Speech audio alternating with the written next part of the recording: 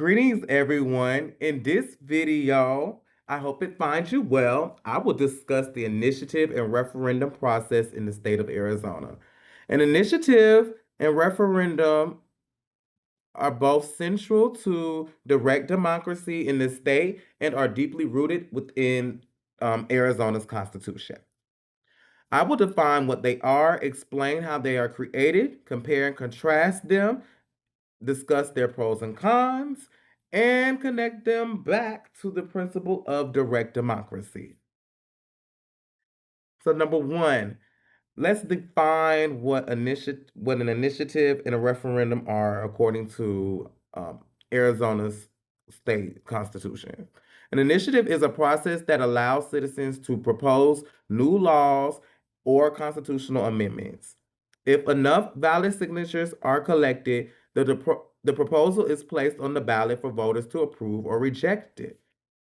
A referendum is a process that allows voters to decide whether to approve or to repeal a law that has already been passed by the legislature.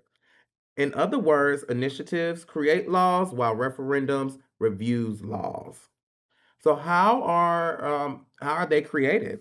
For initiatives, citizens draft a proposal, they file it with the Secretary of State, and collect petition signatures equal to the percentage of votes that are casted in the last election. Maybe around 10% for statutory laws and 15% for constitutional amendments.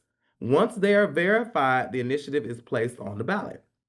As for referendums, citizens who oppose a recently passed law may petition against it. They must gather signatures equal to 5% of the votes casted in the last election.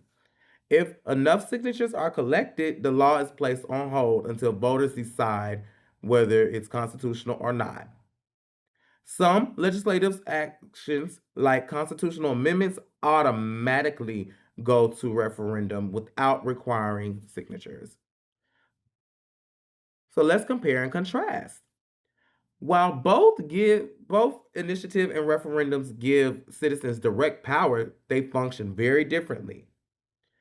Again, initiatives originates from people that introduce a new law or an amendment to a law. As far as referendum, it responds to the legislative action and gives the voters the power to approve it or reject it. So the initiative is proactive while the referendum is reactive. Together, they form two sides, ensuring that both citizen participation and that there is government accountability. So I have some pros and cons for you. So the pros of the initiatives, they allow citizens to bypass the legislature and directly influence lawmaking.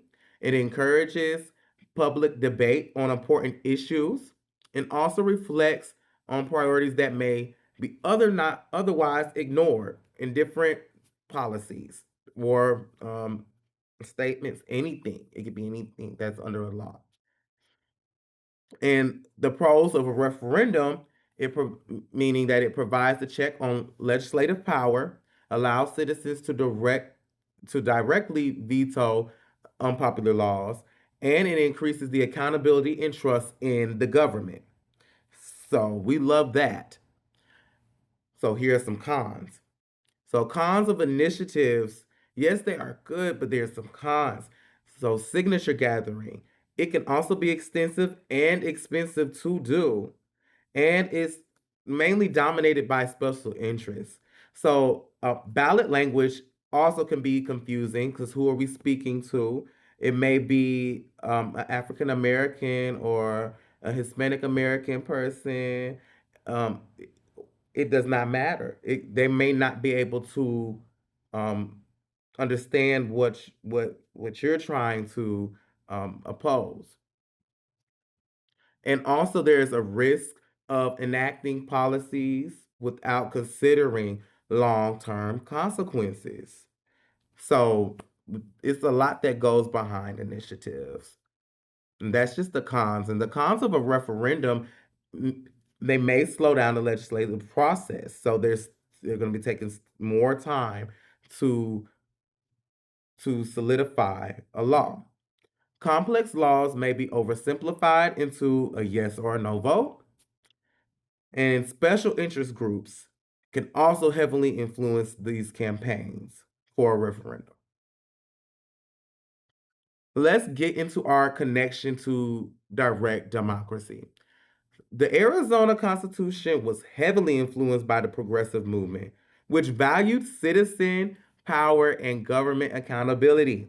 Initiatives and referendums embody direct democracy because they give us, the people, not just the elected representatives, the power to write, approve, or reject laws. Unlike the US Constitution, which emphasizes representative democracy, Arizona deliberately embedded these tools to ensure that the government remains accountable to its citizens. These processes illustrate popular sovereignty as well, a core constitutional principle, by putting ultimate authority in the hands of voters.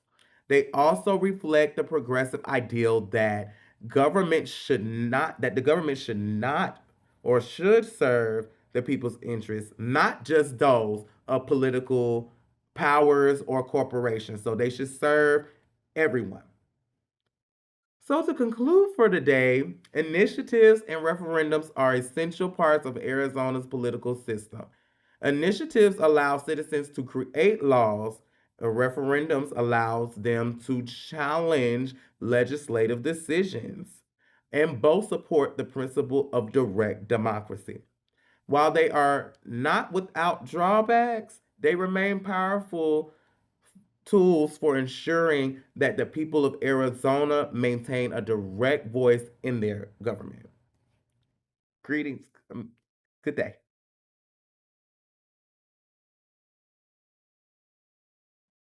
Thank you and have a wonderful day.